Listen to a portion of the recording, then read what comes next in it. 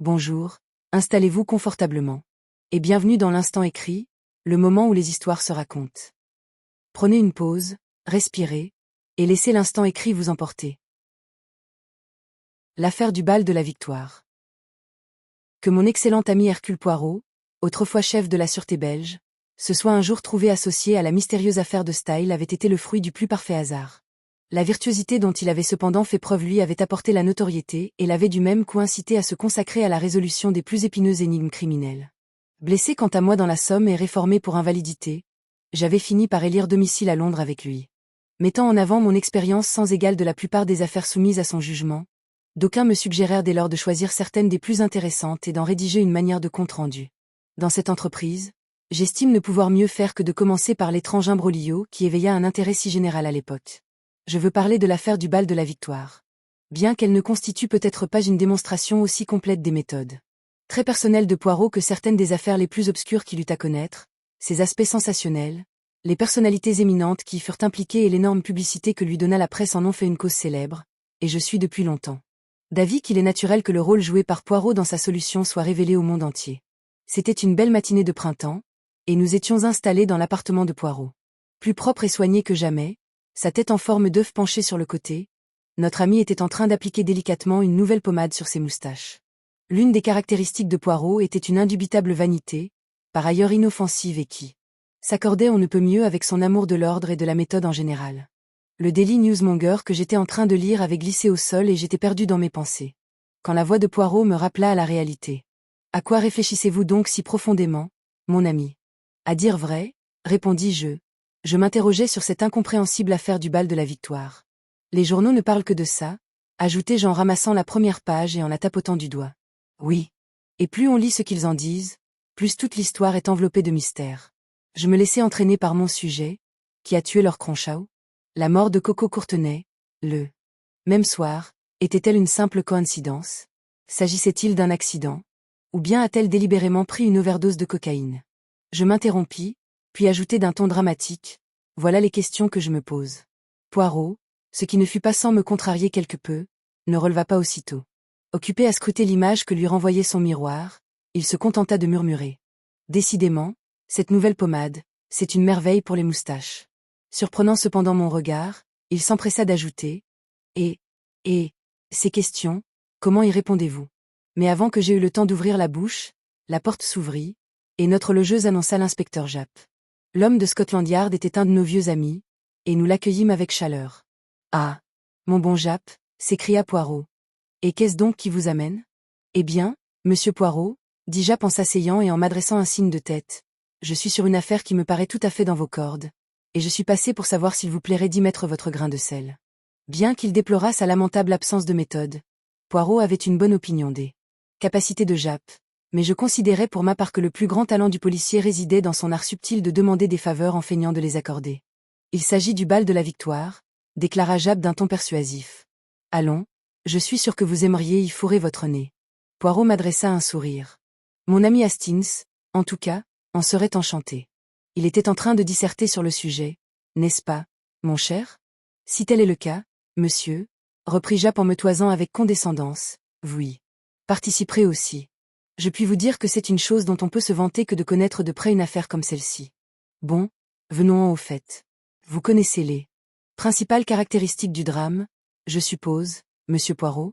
Par les journaux seulement, et l'imagination des journalistes est parfois source d'erreurs. Racontez-moi toute l'histoire. Japp croisa confortablement les jambes et commença son récit. Comme le monde entier le sait, mardi dernier a eu lieu un grand bal de la Victoire. Toute sauterie à 4 sous s'attribue ce titre de nos jours, mais c'était un authentique bal, qui avait lieu au Colossus Hall, et tout Londres y était, y compris le jeune Lord Cronshaw et ses amis. Quid de son dossier? L'interrompit Poirot. Encore que je devrais plutôt dire, de son curriculum vitae. 5e du nom, le vicomte Cronshaw était âgé de 25 ans, riche, célibataire et grand amateur de théâtre. D'après les rumeurs, il était fiancé à mademoiselle Courtenay de l'Albany Théâtre, que ses amis appelaient Coco, et qui, à ce qu'on prétend, était une jeune femme en tout point fascinante. Bien. Poursuivez. Le groupe de Lord Cronshaw se composait de 6 personnes, lui-même, son oncle, l'honorable Stas Beltane, une jolie veuve américaine, Madame Malaby, un jeune acteur, Chris Davison, la femme de ce dernier, Et enfin mademoiselle Coco Courtenay. C'était un bal costumé, comme vous le savez, et le groupe de Cranshaw représentait l'ancienne comédie italienne, quelle que soit la signification de ce terme. La commedia dell'arte, murmura Poirot. Je sais. Quoi qu'il en soit, les costumes étaient copiés sur un ensemble de figurines en porcelaine faisant partie de la collection d'Eustace Beltane. Lord Cranshaw était Arlequin. Beltane était Polichinelle.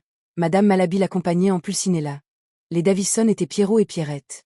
Et mademoiselle Courtenay, bien entendu, était Colombine. Or, très tôt dans la soirée, il apparut que quelque chose n'allait pas. Lord Cranshaw était maussade et se comportait bizarrement. Quand le groupe s'est retrouvé pour souper dans un petit salon privé réservé par leur hôte, tout le monde a remarqué que mademoiselle Courtenay et lui ne s'adressaient pas la parole. Elle avait visiblement pleuré et paraissait au bord de la crise de nerfs. Le repas s'est déroulé dans une atmosphère de malaise, et comme ils quittaient tous le salon, elle s'est tournée vers Chris Davison et lui a demandé à voix haute de la ramener chez elle, car elle en avait assez de ce bal.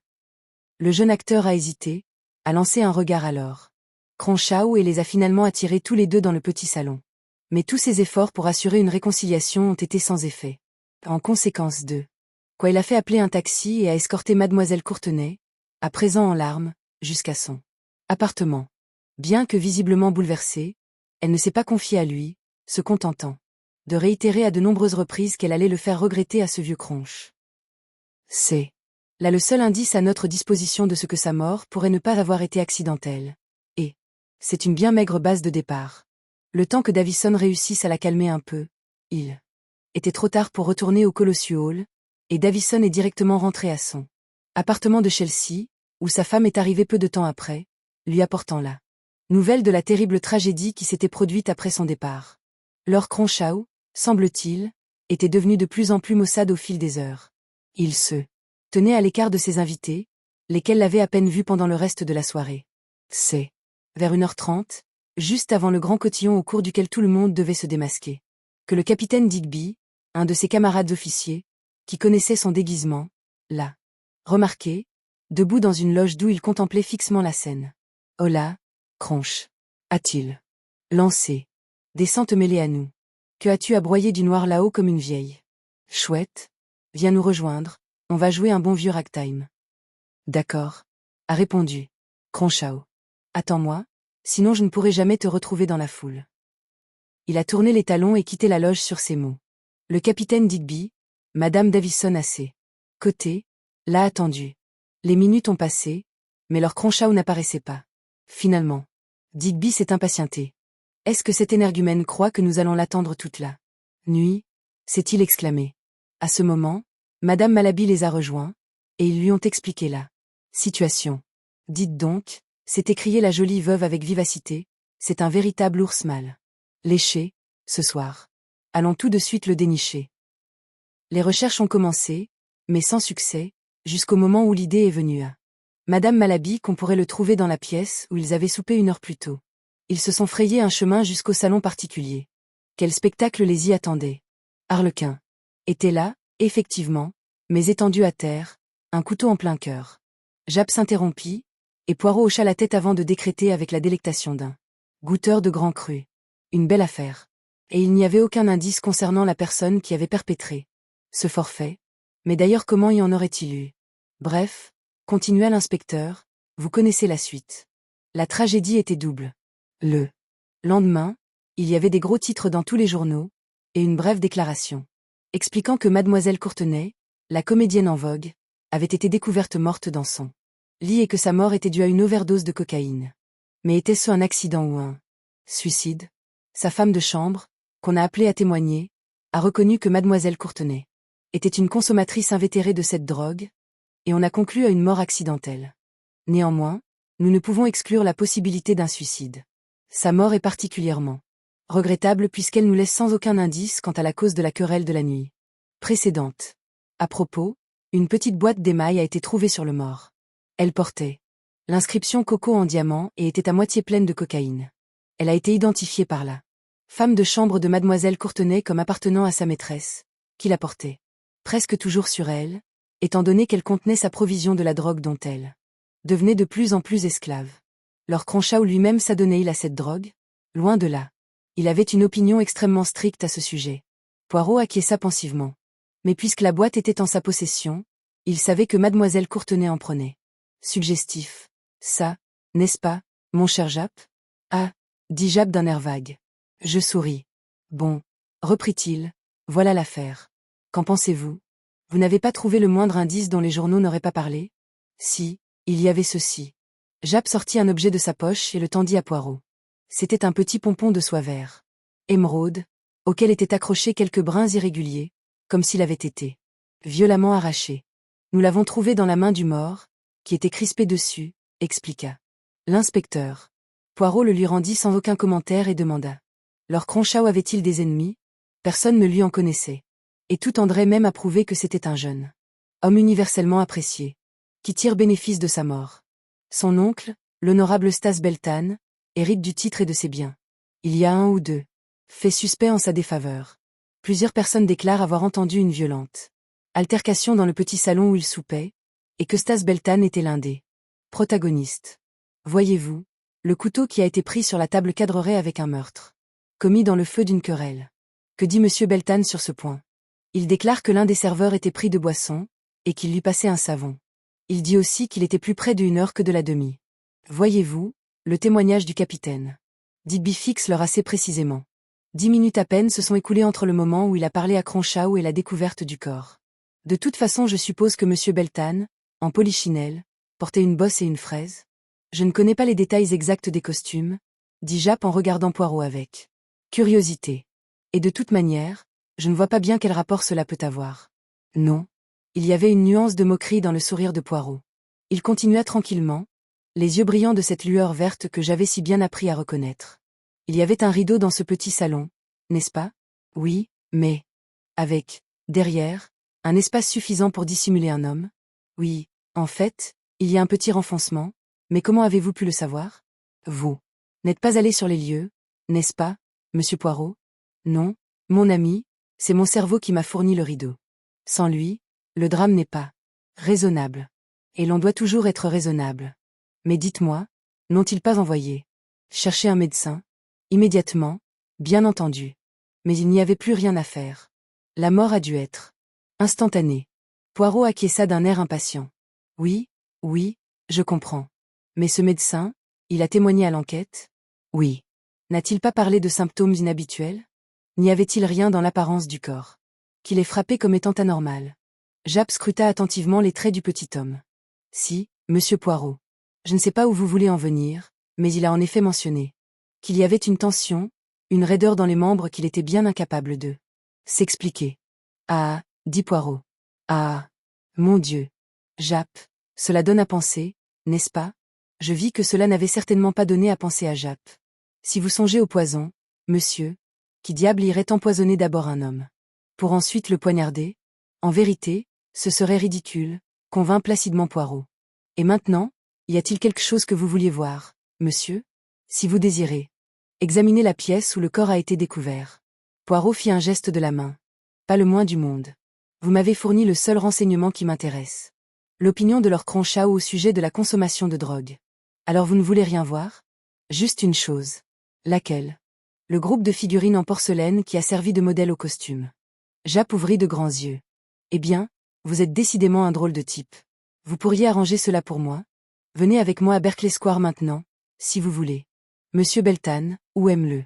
Vicomte, devrais-je dire à présent, n'y verra pas d'objection. Nous prîmes immédiatement un taxi. Le nouveau Lord Cronshaw n'était pas chez lui, mais, à la requête de Japp, on nous introduisit dans la salle des porcelaines, où se trouvaient les joyaux de la collection. Japp regarda autour de lui d'un air plutôt découragé. Je ne vois pas comment vous trouverez jamais celle que vous cherchez, monsieur. Mais Poirot avait déjà tiré une chaise devant la cheminée et se perchait dessus tel un rouge gorge particulièrement fringant. Au-dessus du miroir, sur une petite étagère qui leur était réservée, se dressaient 6 figurines de porcelaine. Tout en nous adressant quelques commentaires, Poirot les examina minutieusement. Les voilà. La Commedia dell'arte. 3 couples. Arlequin et Colombine, Pierrot et Pierrette, très délicatement vêtus de blanc et vert, et Polichinelle et Pulcinella en mauve et jaune. Très compliqué, le costume de Polichinelle, collerette et volant, une bosse, un grand chapeau. Oui, comme je le pensais, très compliqué. Il replaça soigneusement les figurines et sauta de sa chaise. Japp semblait insatisfait, Mais comme Poirot n'avait visiblement aucune intention d'expliquer quoi que ce fût, l'inspecteur prit la chose avec la meilleure contenance possible.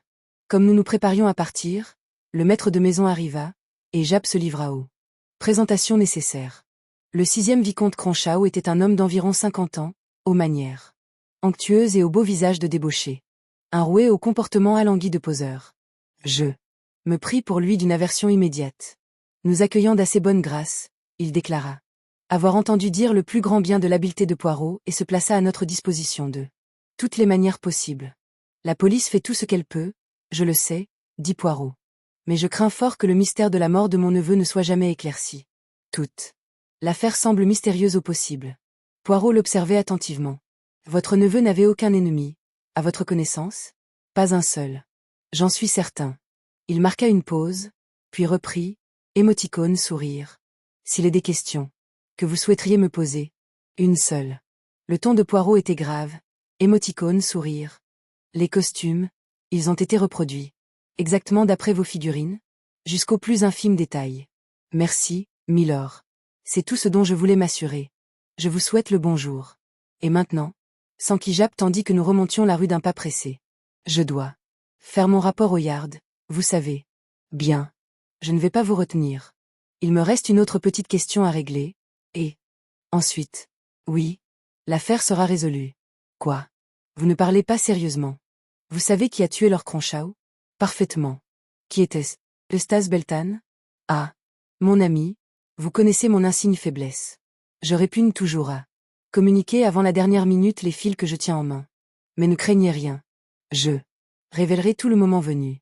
Je ne veux m'attribuer aucun mérite. L'affaire sera à vous. À condition que vous me permettiez de jouer le dénouement à ma façon. C'est assez honnête, dit Japp. Enfin, si le dénouement se produit jamais. Mais, dites, moi, vous êtes le roi des cachotiers, pas vrai? Poirot sourit. Bon, à plus tard, conclut Japp. Je file au yard. Il partit à grandes enjambées, et Poirot et là un taxi qui passait. Où allons-nous maintenant? Demandai-je, brûlant de curiosité.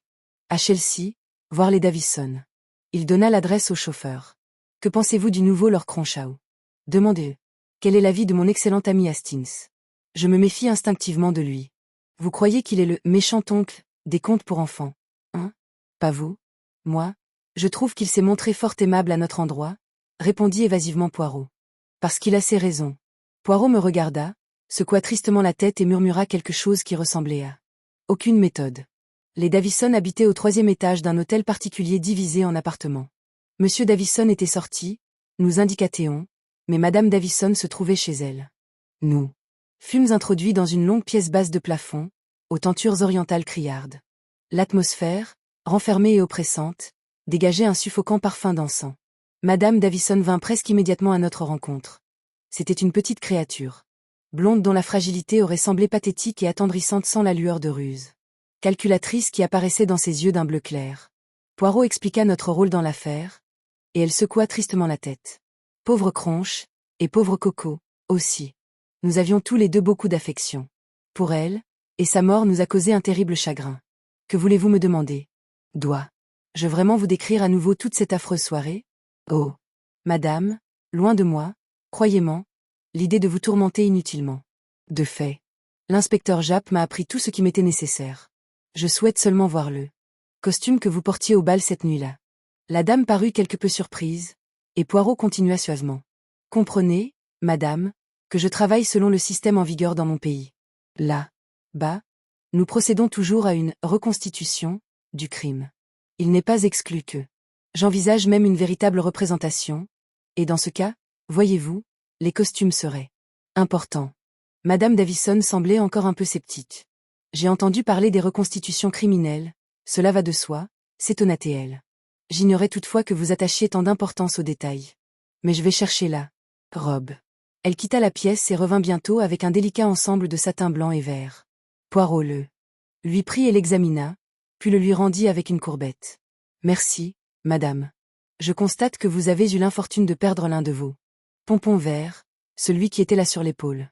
Oui, il a été déchiré au bal. Je l'ai ramassé et donné au pauvre Lord Cronshaw pour qu'il me le garde. C'était après le souper? Oui. Peu de temps avant la tragédie, peut-être? Une imperceptible lueur d'inquiétude apparut dans les yeux pâles de Madame Davison, et elle s'empressa de répondre. Oh non. Longtemps avant. Presque tout de suite après le souper, en fait. Je vois. Eh bien, c'est tout. Je ne vous dérangerai pas plus longtemps. Au revoir. Madame. Eh bien, dis-je comme nous sortions de l'immeuble, voilà qui explique le mystère du pompon vert. Je me le demande. Pourquoi? Que voulez-vous dire? Vous m'avez vu examiner la robe, Hastings? Oui. Le pompon qui manquait n'avait pas été arraché, comme l'a prétendu la dame. Il avait, au contraire, été coupé, mon ami, coupé avec des ciseaux. Les brins étaient tous bien réguliers. Ça alors? M'exclamai-je. Toute cette histoire devient de plus en plus compliquée.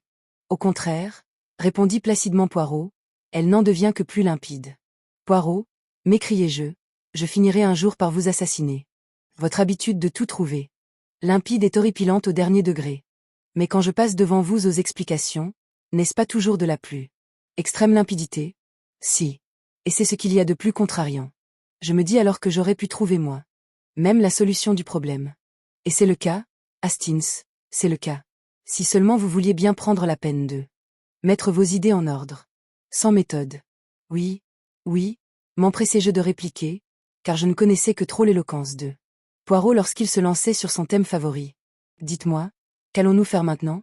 Allez-vous réellement procéder à la reconstitution du crime? Pas exactement. Disons plutôt que le drame est terminé, mais que je propose d'y ajouter une harlequinade. Le jeudi suivant fut le jour choisi par Poirot pour cette mystérieuse représentation.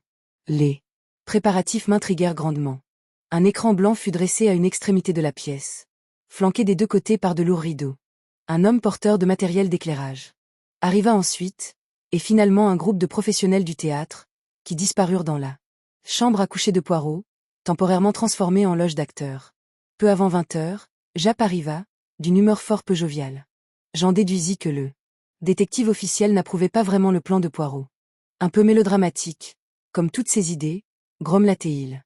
Mais bon, ça ne peut pas faire de mal et comme il le dit, cela pourrait nous épargner bon nombre de soucis. Et il s'est montré très malin, dans cette affaire. J'étais moi-même sur cette piste, bien entendu, mais, tout en sentant instinctivement que Japp forçait un peu la réalité sur ce point, je me gardais de l'interrompre. Mais que voulez-vous? Je lui ai promis de le laisser jouer le jeu comme il l'entendait. Ah! Les voilà. Le vicomte arriva le premier, escortant Madame Malaby, que je n'avais pas encore vue. C'était une jolie femme aux cheveux bruns, et elle semblait visiblement nerveuse. Les Davison suivirent. Je voyais également Chris Davison pour la première fois. Il était assez bel homme. D'une façon plutôt banale, grand et brun, avec la grâce pleine d'aisance d'un acteur. Poirot avait disposé des sièges pour les invités face à l'écran. Ce dernier était éclairé par une vive lumière. Poirot éteignit les autres lampes, de sorte que la pièce fut plongée dans l'obscurité en dehors de l'écran. La voix de Poirot s'éleva dans la pénombre. Mesdames, messieurs, un mot d'explication. 6 silhouettes vont tour à tour traverser l'écran. Elles vous sont familières. Pierrot et sa Pierrette, Polichinelle le bouffon et l'élégante. Pulcinella, la belle Colombine, dansant avec légèreté, et Arlequin, le lutin, invisible à l'homme. Sur ces paroles, le spectacle commença. À son tour, chaque personnage mentionné par Poirot bondit devant l'écran, resta là, figé, un instant, puis disparut. Les lumières revinrent, et un soupir de soulagement parcourut l'assemblée. Tous avaient été nerveux, craignant ils ne savaient quoi. Il m'apparut que la mise en scène était tombée singulièrement à plat.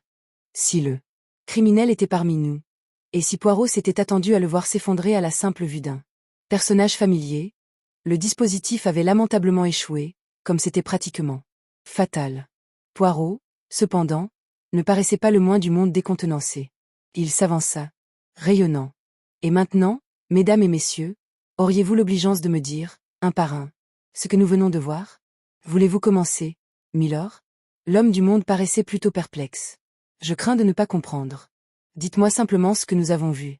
Eh bien, je dirais que nous avons vu 6 personnages passer devant un écran, costumés pour représenter les personnages de la Commedia dell'arte, ou, nous.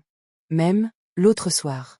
Ne vous préoccupez pas de l'autre soir, milord, intervint Poirot.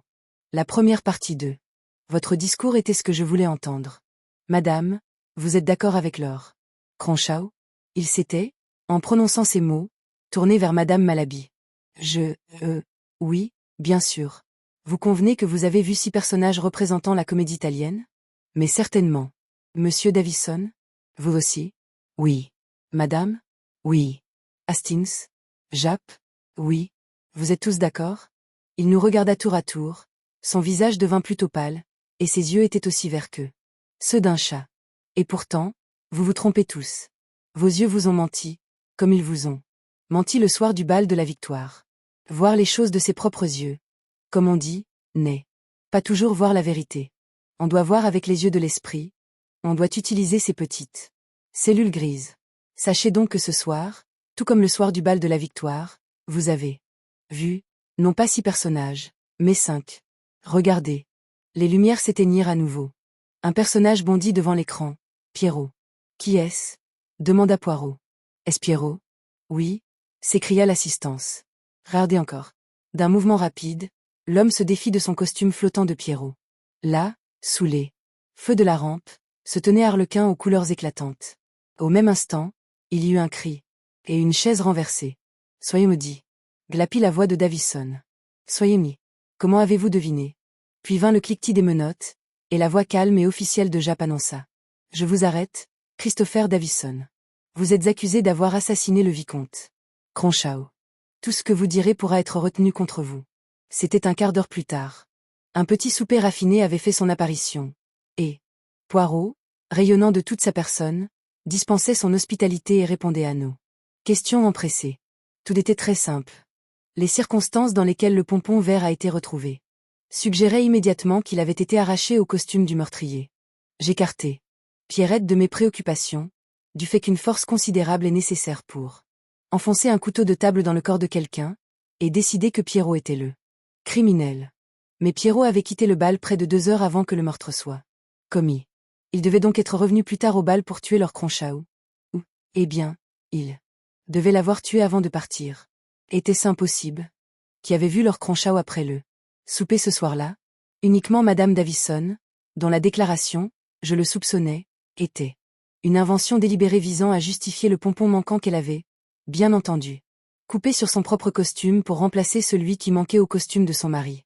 Mais alors, Arlequin, que l'on avait vu dans la loge à 1h30, devait avoir été un imposteur. Pendant un instant, plus tôt, j'avais envisagé l'éventuelle culpabilité de Monsieur Beltane. Mais avec son costume compliqué, il était clairement impossible qu'il eût cumulé les rôles de Polichinelle et d'Arlequin. D'un autre côté, pour Davison, un jeune homme mesurant un peu près la même taille que la victime et acteur de profession, le tour de passe-passe était là. Simplicité même. Mais un détail d'importance me préoccupait. Car enfin, un médecin ne pouvait pas manquer de percevoir la différence entre un homme qui était mort depuis 2 heures et un autre mort depuis 10 minutes. Eh bien, le médecin l'aperçut. Mais on ne l'a pas amené devant le corps en lui demandant « Depuis combien de temps est mort cet homme ?» Au contraire, on l'a informé que l'homme avait été vu vivant 10 minutes plus tôt, et il s'est donc contenté d'émettre un commentaire à l'enquête concernant la raideur anormale des membres, qu'il était bien en peine d'expliquer. Tout marchait maintenant merveilleusement pour ma théorie. Davison avait tué Laure Cronshaw immédiatement après le souper, quand, vous vous en souvenez, on l'avait vu faire revenir ce dernier dans le salon. Puis il était parti avec Mademoiselle Courtenay, l'avait laissée à la porte de son appartement au lieu d'entrer et d'essayer de l'apaiser comme il l'a affirmé, et était retourné en tout hâte au Colossus, mais déguisé en Arlequin, non en Pierrot, simple transformation effectuée en ôtant le costume qu'il portait par-dessus l'autre. L'oncle du mort se pencha en avant, le regard perplexe. Mais dans ce cas, il a dû venir au bal avec l'intention de tuer sa victime. Quel mobile pouvait-il bien avoir? Le mobile, voilà ce que je ne saisis pas. Ah, nous en venons à la seconde tragédie, celle de Mademoiselle Courtenay. Il y avait un seul point que tout le monde a négligé. Mademoiselle Courtenay est morte d'un empoisonnement à la cocaïne, mais sa provision de drogue se trouvait dans la boîte d'émail que l'on a trouvée sur le corps de Laure Cronshaw. Où s'est-elle donc procuré la dose qui l'a tuée? Une seule personne pouvait la lui avoir fournie, Davison. Et cela explique tout. Cela rend compte de son amitié pour les Davison et sa demande à Davison de la ramener chez elle. Laure Cronshaw, qui était presque fanatiquement opposée à la consommation de drogue, a découvert qu'elle ne pouvait pas se passer de cocaïne et a soupçonné Davison de la lui fournir. Davison a sans doute nié le fait, Mais Lord Cronshaw était déterminé à obtenir au bal la vérité de mademoiselle Courtenay. Il pouvait pardonner à la pauvre fille, mais il n'aurait certainement montré aucune pitié envers l'homme qui gagnait sa vie en se livrant au trafic de drogue. La dénonciation et la ruine menaçaient Davison. Il s'est rendu au bal, déterminé à réduire Cronshaw au silence par tous les moyens. La mort de Coco était-elle un accident? Alors? Je soupçonne qu'il s'agissait d'un accident habilement organisé par Davison. Elle était furieuse contre Cronshaw, d'abord pour ses reproches, et d'autre part pour lui avoir pris sa provision de cocaïne. Davison lui en a fourni une autre, et lui a probablement suggéré d'augmenter la dose en signe de défi à l'encontre de ce vieux Cronch. Autre chose, dis-je. Le recoin et le rideau, comment étiez-vous au courant de leur existence? Mais, mon ami, c'était le plus simple de toute l'affaire. Les serveurs ne cessaient d'entrer dans cette petite pièce et d'en sortir, et donc, évidemment, le corps ne pouvait pas avoir été étendu à l'endroit où on l'a trouvé sur le sol. Il devait y avoir un emplacement dans la pièce, où l'on pouvait le cacher. J'en ai déduit un rideau et un recoin derrière. Davison y a traîné le corps et, plus tard, après avoir attiré l'attention sur lui dans le box, il l'en a ressorti avant de quitter le colossus pour de bon. C'était l'une de ses manœuvres les plus adroites. C'est un homme habile. Cependant, dans les yeux verts de Poirot, je lus sans erreur possible cette remarque. Informulée, mais pourtant pas aussi habile qu'Hercule Poirot. Ainsi s'achève cette histoire. Et je vous dis à très bientôt pour un autre récit.